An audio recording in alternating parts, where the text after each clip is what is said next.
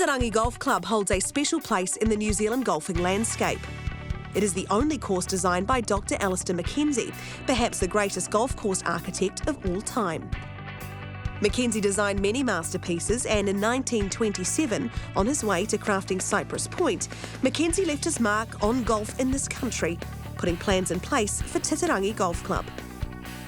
In the 1990s, the club set about restoring the Titirangi course to that which MacKenzie had laid out in the 1920s. And now the remodelling of a final few holes is left in the hands of MacKenzie enthusiast Clyde Johnson. MacKenzie is arguably the greatest golf course architect of all time. He's famous for Augusta National, Royal Melbourne, Cypress Point in America, another great golf course. You know, he's still sort of revered by all the architects today. Everyone looks to him for inspiration. Perhaps his greatest achievement was his role in spreading golf and golf course architecture to areas like Australia and New Zealand. Over the next 4 years, Clyde and the Titirangi Golf Club will complete the restoration of the course, with the initial focus being the first hole. MacKenzie left the original routing plan. They've only got none of his original green drawings, so the first green we don't have, so we're sort of interpreting from his routing plan, trying to recreate that.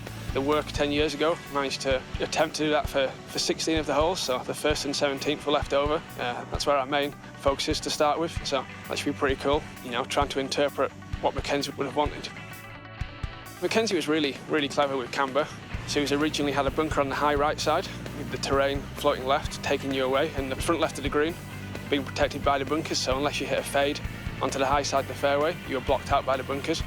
The original bunker was built at the start of the fairway, it was only penal for the weaker players, so it was a natural ridge hill crest that we can tie that into. So it gives some relief to the weaker player who struggles to make the carry, while challenging the medium to better player to hopefully carry that or hug it as close as they can to open up the angle to the green, but it's not always going to be the best angle.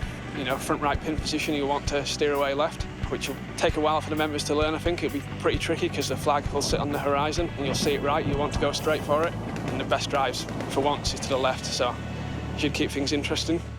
Course Superintendent Greg Swafford has also been returning the green complexes back in line with MacKenzie's original plans by bringing the bunkers and the greens closer together, as well as restoring the runoffs around the green, a theme of MacKenzie's famous designs.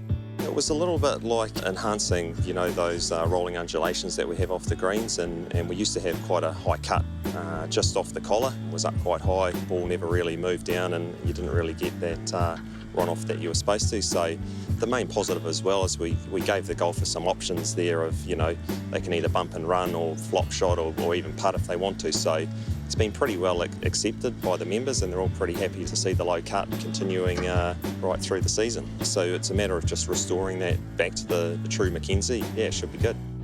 For a young golf course purist like Clyde, who lives in St Andrews, Scotland, the chance to touch up a MacKenzie masterpiece is an honour.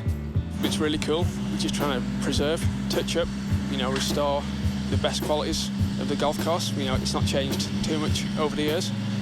He's the architect from the early days that I look up to.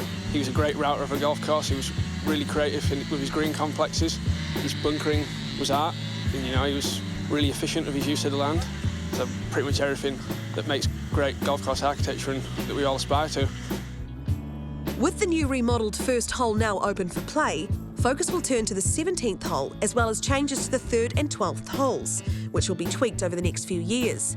Once completed, Titirangi will fully resemble the classic golf course the great Dr Alister MacKenzie mapped out in the 1920s. Catch Holden Golf World Thursdays and Saturdays.